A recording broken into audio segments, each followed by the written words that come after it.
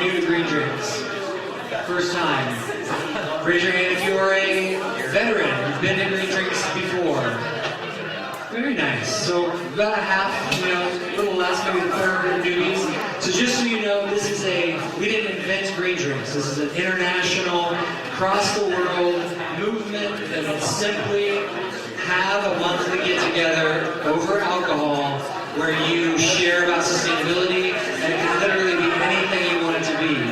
So, what we did is we got the Iowa Sustainable Business Forum, Silent Rivers Design and Build, and Urban Ambassadors, and we'll tell you about each of those in a second, but we collectively, with Peachtree Brewing, volunteered to put this on, nobody's paid, and our sole mission, if you want to get on our email list and get on our Facebook page to hear when our events are and who the speakers are, is literally just to connect you to other sustainability people in the greater Des Moines metro to build a larger sustainability movement.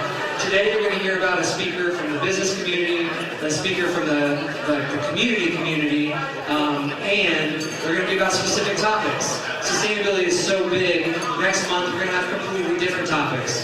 The fun thing about that is, you're always going to learn about something new from a different angle, and you're going to see new people showing up because they're interested in that topic, but then your job is to sneaky get them introduced to somebody else, and they're like, oh, I actually really like transportation, or I really like climate, or I didn't realize I'm super into waste or energy. We want people who are knowledgeable about all of sustainability, or at least a little more than they were when they showed up. So that's our non-secret plan to build a sustainability community through these monthly events, and we invite you to keep coming back. Sign up for our Facebook and our email. And so I'm going to tell you a little bit about Silent Rivers Design and Build. They sponsor the free 15 drinks. Give them a round of applause. If you show up early, the first 15 people get a free drink ticket. If you did not get... Yes. Next slide. But Chadden, who isn't here right now, maybe he's taking a little break. Meet Chadden Hatfield. He is the brains behind Silent Rivers Design and Build, and they do great construction projects, a ton of knowledge on sustainability, but he is an artist, businessman, and like a community advocate. If you would get him and just take him to coffee anytime, he's fascinating to talk to, and he's usually the one who gives the microphone at the end of the day to like tie it together and give us this philosophical underpinning of why exactly what we heard today is completely connected, and it always is. Chad's right back there. Give him one more round of applause. That's our sponsor. Peachtree is kind enough. They want you to come here and get to know their establishment. Keep coming back. If you didn't know, Peachtree was named after the oldest sycamore tree in the state of Iowa, which sadly flooded and now is not there anymore. But it was a communal meeting spot that was a kind of like no fighting, peaceful with Native Americans, colonials, and everybody would come to this meeting spot, which is what we're doing here. So we love the connection, and they're nice enough. If you put your name tag on, you get $1 off all your other beverages, even if you didn't get a 15 free drink tickets. And our nefarious plan to get you to talk to each other, not only have we provided alcohol, and that's trying to get the wheels greased, but if you don't know what to say to a new person and you're not the most comfortable, ask this question, and that's code for I want to meet a new person in the sustainability community. Let's talk about sustainability. So, just try it out. That's all we're offering. Today, my name's Adam Hammis. I am the Executive Director of the Iowa Sustainable Business Forum. That's why I'm passionate about looking at companies and what they do in sustainability, because we need the business community to change. We'll talk to urban ambassadors later, but I'm excited to bring Bernardo del Campo from ARTiChar, and he's going to be talking about biorenew technology. We also call it just amending soil with this amazing product. And the thing I want you to just listen closely to what it is, ask a ton of questions later, and then pick his brain later if you are interested and excited about what he's doing, because he'll be sticking around just like everybody else. So give it up for Bernie.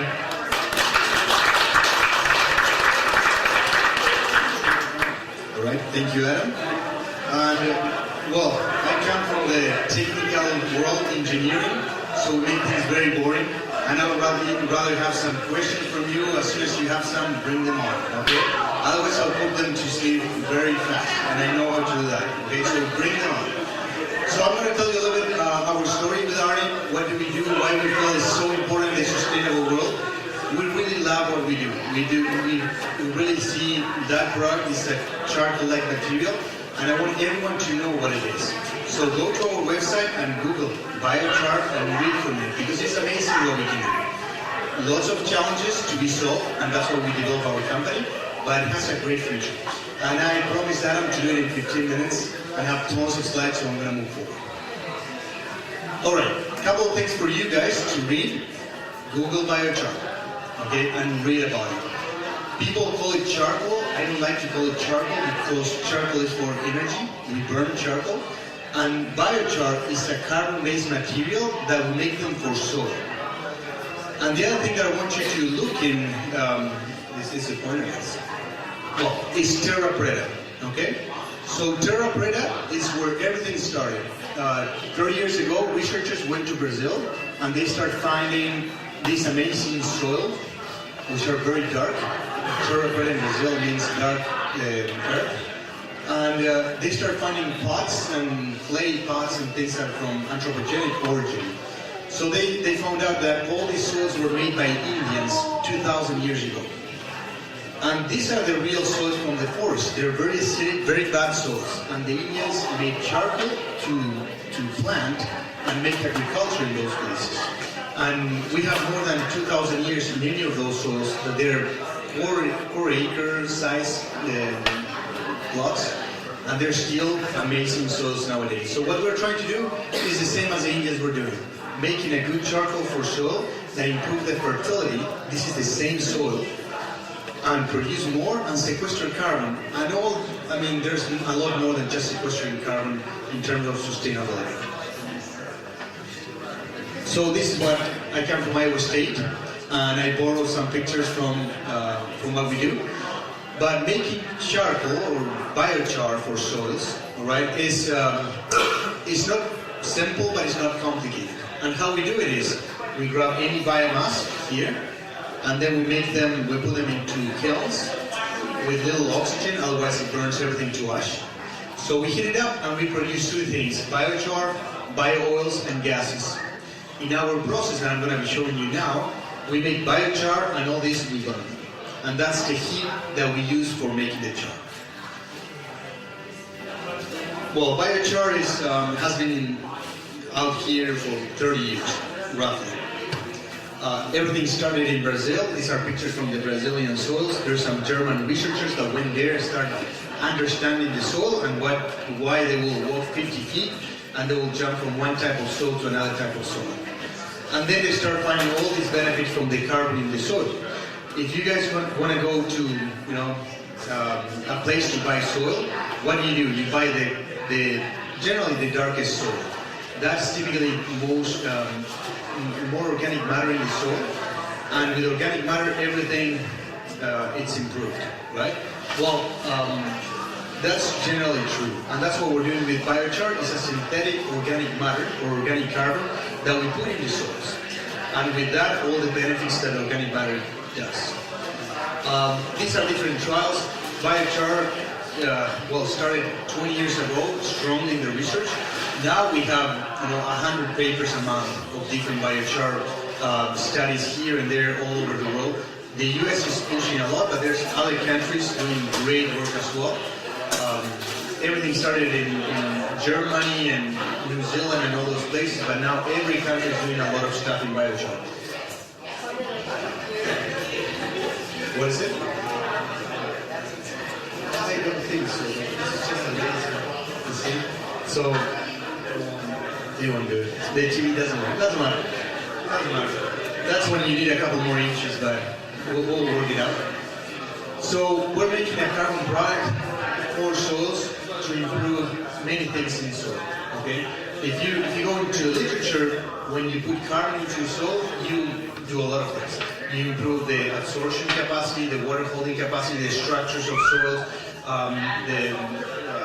You make it more loose, so there's more aeration, the roots can grow better, they aggregate the clays and the heavy particles into aggregates, and that helps a lot.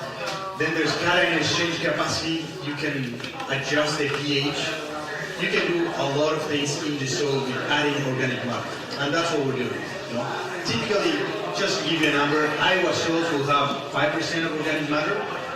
With biochar, I can add, any organic matter that we want. So from 5%, we can try to 15% adding biochar. With a lot of it, but adding biochar. Actually, a lot of the Iowa soils, a lot of the carbon comes from fires, from natural fires, that instead of burning all the way to ashes, it burns into carbon, and that accumulates over years. So the Indians were burning stuff, or the lighting will burn the prairie here, and all that carbon will accumulate. And we can actually, in the research, we can go and measure that and see how all that carbon was made. Okay? But the soils, we have top 5 soils in the world in Iowa, and part of that was because the Indians were burning all that biomass that there was there. So the bisons will come and they will hunt them, or the lightning will strike and will burn, not all the way, but pre-burn, and make charcoal from those prairies. And we still have it. And that's one of the reasons of why the soils here are so good. The bad news is biochar. In the literature, there's a lot of biochars. So biochar is for soils. And depending on the feedstock, on the temperatures that you do, you get different properties of the biochar. And some biochars are better than others for specific applications. So people ask me, well, give me the best biochar. And for the best biochar, you need to know what kind of soil you have, the char that you're making, the vegetations that you're using, and your weather. One of the things that we're saying is with the biochar, we improve the water holding capacity. Fantastic, but if you have a wet year, or your soils don't have that much deficit in water, you don't see advantage of it. And the same with cation exchange capacity, or any properties in soil. But biochar is a great soil amendment, and a couple of percentages changes the quality of the soil a lot. Another thing that we are super excited, but no one pays for it. We're kind of tree huggers, but at the same time we're burning them, so I don't know how we call ourselves. But one of the greatest things for biochar is that we can sequester carbon like any other technology. If there's something to sequester carbon, I would like everyone to look into this. Because all the other technologies of carbon sequestration, you compromise a lot of things. If we grow trees, guess what? Those trees, we need to pull them away, we cannot cut them, we cannot use them. Other more engineering approaches, we pump CO2 down and we hold them there. Okay, well, there's many others, but in all of them you compromise. In this one, you can make biochar out of waste, like what we're doing, make a nice product, sequester carbon, and improve your soils tremendously. And we can put a lot of biochar into the soil, a lot of it. I have plants growing in 100% of biochar. So my point is, we can do something that sequesters carbon and have a lot of other benefits as well. And people ask me, how do we sequester carbon? Well, we don't sequester carbon. The plant sequesters the carbon, and with the technology, we lock it. We bring it to a very stable form that the microbes cannot break it down. And this picture is from Biochar Solutions, but basically what it's saying is, when the plant dies, the microbes respire that and brings the CO2 back into the air. The plants are growing every year, so they're sequestering that CO2, right? So this is neutral.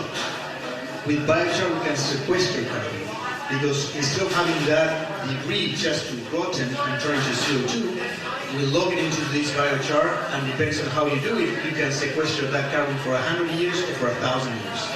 And that is the terra preta that I was talking before. 2,000 years of carbon sequestration in those soils, done by the Indians. Carbon sequestration, I'm not going to bore you much with this, but one of the things that I did in Iowa State, I was just measuring CO2 emissions from the soils, and I was putting different biochars, different concentrations of biochar, and just measuring how much CO2 will come out. Long story short is we can sequester a lot of carbon with this. I was putting different treatments, but just to give you an idea, 1% there that we add of biochar into this soil and this type of biochar we're sequestering 36 tons of CO2 in that acre. So it's a lot. But it's also a lot how much CO2 we're burning. We're using for our transportation, for heating our homes, for eating. Roughly a US citizen uses 16 tons of CO2 per year.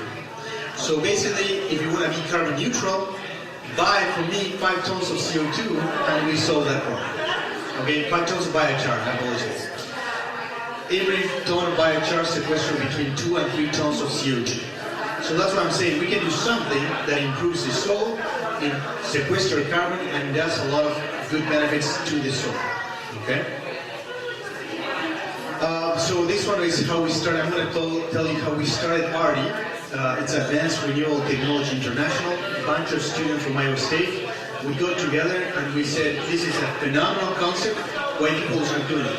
Why we don't see biochar all over? Why we don't go to Walmart or we buy biochar?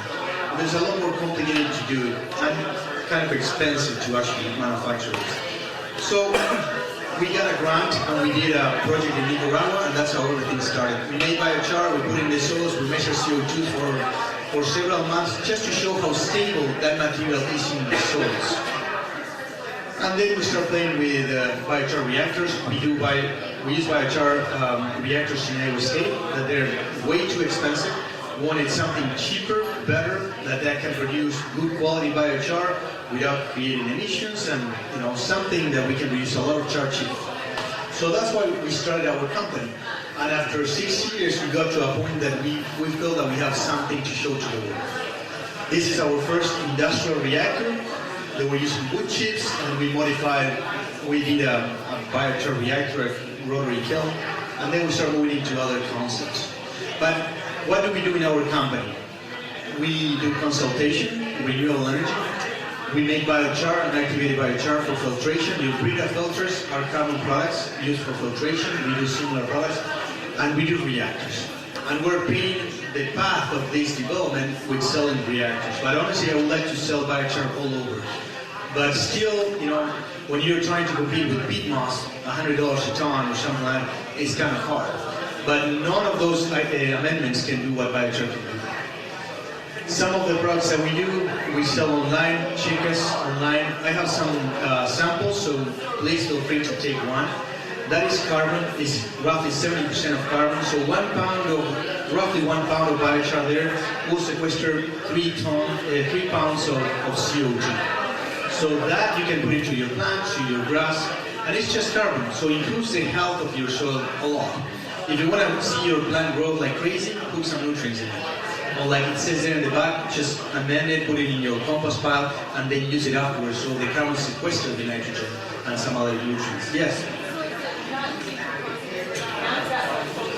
It's a sponge. It doesn't break down, so it holds the nutrients, it holds the water. It has little pores where the microbes live, and that's where all the goodies of the biochar. It's just something that doesn't break down, but it can hold all that. Some biochar can hold 10 times their weight in water. So when you're talking to a very light, sandy soil, put a lot of good char for water retention, and then you will see fantastic changes in your soil. We do biochar solid products. We sell this online. You can swing by and I'll show you what we do, how we do it. And we started just recently selling liquid char. And liquid char is basically the biochar. We grind it extremely fine so it's keeping suspension. But then it's easy to apply. And you go and you apply with your sprayer. You just pour it into the plants, and that percolates through the soil. And start making. It's better because the efficiency increases a lot more. Instead of having one big particles, you have trillions of small particles doing the benefit. So check us out on our website. And now I'm going to show you some of the equipment that we do. We sell reactors for all those my tree hugger friends that they want to develop products out of this. And we have made many reactors. We put them in shipping containers. They're big kilns, they're modular. We put dryers, we put grinders, so we can operate any biomass. Pretty much any biomass. Our last client that we sold a reactor, we're paralyzing chicken litter with almost 50% moisture. Again, remember what I said about the biochar and different feedstocks and the different composition. We can paralyze a lot of organic material. They make different chars. So these are some dryers and grinders that we put into our system. This is bio-oil collection systems.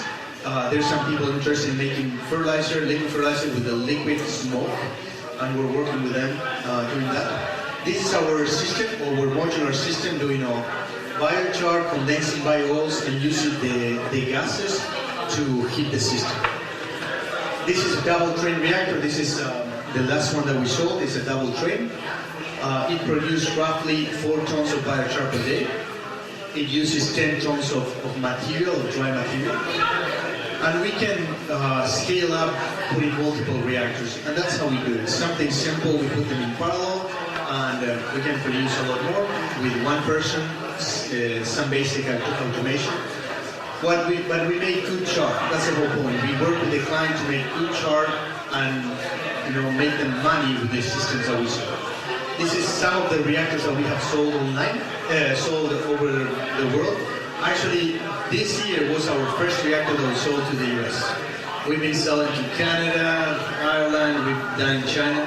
Because over there are a couple of things. First, they're very interested in the carbon sequestration. Here, still, if you don't make money out of it, you don't see much traction. And that's a huge problem. And the other thing is, their soils are much worse than here. So anything that you start using and you put in the soil, you start seeing real increments in productivity. When you try to amend these Iowa soils, you don't see much benefit. A couple of percentages, maybe 10%. When you start amending the forest soil that I showed you in the first slide, you see 100% increase in productivity. So again, some other places we see more. And this is some of the reactors that we have done, and this is the 3 of the directors from this company. But yes, it's just a group of students that, based on the ideas and concepts that we're working in Iowa State, we put a technology together to make this industrial, and hopefully we can see this all over the world and more here in the US. So if you have any question, feel free to ask. I got samples there that I want you to get some. I got my presentation card, and you can give me a buzz and we can talk more about this. Thank you.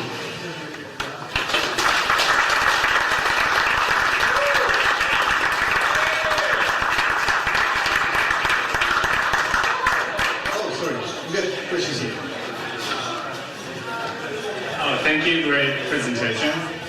Yes, so I think pyrolysis and biochar is part of my thesis, so it's quite familiar. And so I'm just curious about for the pyrolysis you're using fast pyrolysis, slow pyrolysis, and what's the condition you're using, like temperature-wise and reaction time-wise? Alright, so in Iowa State we do fast pyrolysis because we want to produce more oil. So we get 70%, you get 1 ton of biomass, you get 70% of that in oil. That some of that oil can be turned into fuel. But it's very expensive. Slow pyrolysis is very slow process, hours instead of seconds, like what we do in Iowa State. And hours is intermediate. It's 15 minutes to 30 minutes of the material being cooked in our reactors. Temperatures anywhere from 400 to 800 degrees Celsius, depending on what we want to do. For soils, we typically go 500 degrees Celsius. But we do other carbon products. We do filtration products, and we go much higher temperatures. We do a carbon or carbon black. All these black plastics, they have carbon black. The tires in your car, they have carbon black. So we've been working with some companies to develop a renewable carbon black based on charcoal, which we do it differently. Biochar for soils, roughly those temperatures, and the resin is around 15 to 30 minutes. You use it for productivity. Have you ever remediated rooted soils? Remediated soils? Does it suck out roots? Oh, absolutely. So one of the good things of carbons is that they absorb lots of things. On the remediation side, we've done lots of testing. We actually sent some biochar now, 8 tons or something, to the EPA, to the remediation site for removing TCEs. But heavy metal absorption, fantastic. Phosphorus, fantastic absorption. Nitrogen is a little bit more complicated. We can absorb some of it. But the carbon, the carbon filters, they absorb a lot of stuff. So depending on how you do it, you can absorb a lot of contaminants. In soil, for sure, we can do great things in soil absorption. And also in the industrial world, filtering water and air, we do some as well. So yes, it can definitely be used, and we have great data about that. So in your process, the biochar is a major product. So for the bio oil and syngas, and you were mentioning about you trying to recover the energy from those byproduct. And like bio oil is like phenolic compounds and other like hydrocarbons, aromatics, which can be like a pollution to the air. Like how do you deal with those issues? Like also in the biochar, it might have some like pH, like polyaromatic hydrocarbons being deposited into the biochar. Like yeah, this could be an issue. Okay, we'll get into the technical world. I can get this question.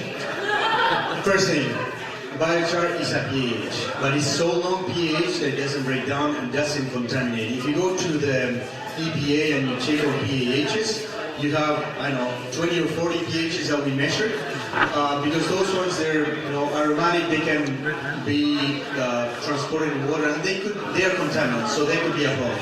If you do it right, you shouldn't produce anything, and we test a lot of that. On the emission side, if you do it right, you shouldn't contaminate. You shouldn't produce any of those pHs, dioxins, and PCBs. But you need to do it right. I haven't seen really good data of issues with pyrolysis system producing PAHs. It could be done, but it's very hard. In general, we shouldn't have any problem with emissions in that area at all. And again, the biochar, if you do it well, you shouldn't have any leachable PAHs that could be of concern. And I have a question right here. Yeah. So I was just curious about what kind of biomass you use, and if you thought about using it basically. Absolutely. So biomass, we can use pretty much anything that has carbon and energy. The number one problem that we have is moisture. So we have paralyzed algae and like chicken litter and stuff like that. Moisture, you get it dried off and takes a lot of energy. We still can do it if we do things efficiently. On biomasses, we paralyze whatever you can imagine. We got to make sure that the emissions is fine, that we have enough energy to provide. In our systems, we want the energy, so we started with profit, but then we turn it off, because all those gases that we produce, they fuel the system, they keep everything hot. So if there's not enough energy, then we might have some issues. We've been trying to paralyze some bones just recently, and we're running into those issues. You can make organic carbon out of the carbon of the bones, but still, there's a lot of minerals, very little energy, so it's kind of hard. But you can make biochar out of anything that you can imagine, a lot of stuff, including rubbers, plastics, and some other things. So, as you scale up and think about getting to industrial scale, then what types of materials do you use? Would you have to produce, like, say, a farm that's just producing material to produce the ARTiChar on that level? Or is it known that there's enough material from these other sources? All right, biomass, there's all over. From the Des Moines here, all these ash border trees, all the trees that we throw out there, the Des Moines metro waste, they have to handle that. We produce a lot of biomass that doesn't have any use. We're focused on treating to the waste.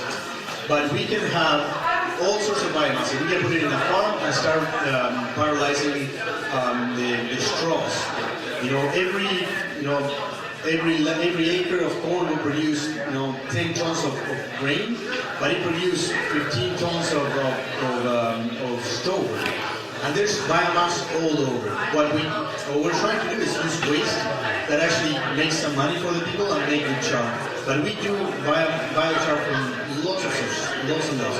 And our system, what I like is we can throw anything into it. If it has a lot of moisture, a little energy, we throw a lot of stuff into that and we can produce biochar. Then with a little bit of know-how, we can produce that biochar for that specific application. And that's where we jump in. Anyone can make some carbon, but not anyone can make a good carbon for that application. That's where we need to know more what we're doing and do the things right. So, who are your primary customers, and moving forward, where do you want that to go? All right. What is our primary customers? We sell reactors. in the reactors, most of them, they're not meant for biochar, for soils. Because the other guys pays a lot more. Activated carbon people or carbon black people, you're starting to talk about a couple $1,000s a ton. So these systems will pay off a lot better. But what I want to see is more biochar entrepreneurs that actually move forward and say, I want to make biochar for soils. But again, we're competing with peat moss, with vermiculite, with compost. They cost nothing. But you apply it every year. Miracle Grow is a great topsoil, but you have to apply it every year. And that's why they make it. Once we start putting biochar into that, things, then they last a lot longer. So our clients are people that want these machines for making carbon products, renewable carbon products, not the biochar world. We have some biochar people, but more traction has the other guys because of the money size. But there's some biochar people using our system to produce biochar, but we need to turn them into niche, good quality products so they can pay off all the bills and pay the systems.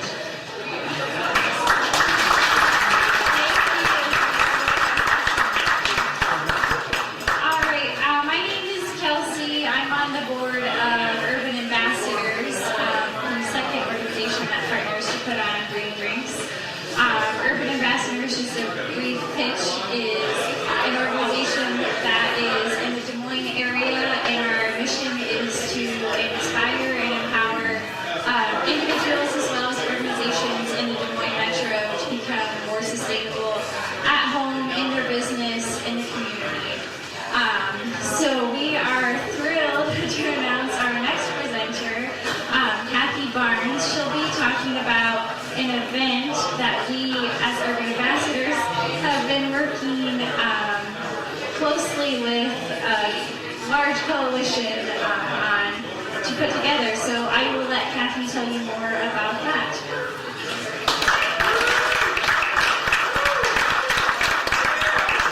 Thanks, Kelsey. I have to figure this thing out. Let me see. No, right? No. Oh, that's an old picture of me. My hair is grown. How many people saw the news that there was a fire at Capitol Square this morning? Okay. So, I was on a call with somebody doing a print job for us to print these flyers that we brought here to hand out about the climate crisis parade.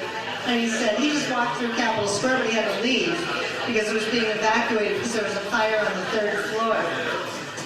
When you hear a report about a fire in a business, in a home, what do they report on? What do they always include in the report on that fire? Raise your hand and shout out and answer. Kelsey says the cause of the fire. So I haven't heard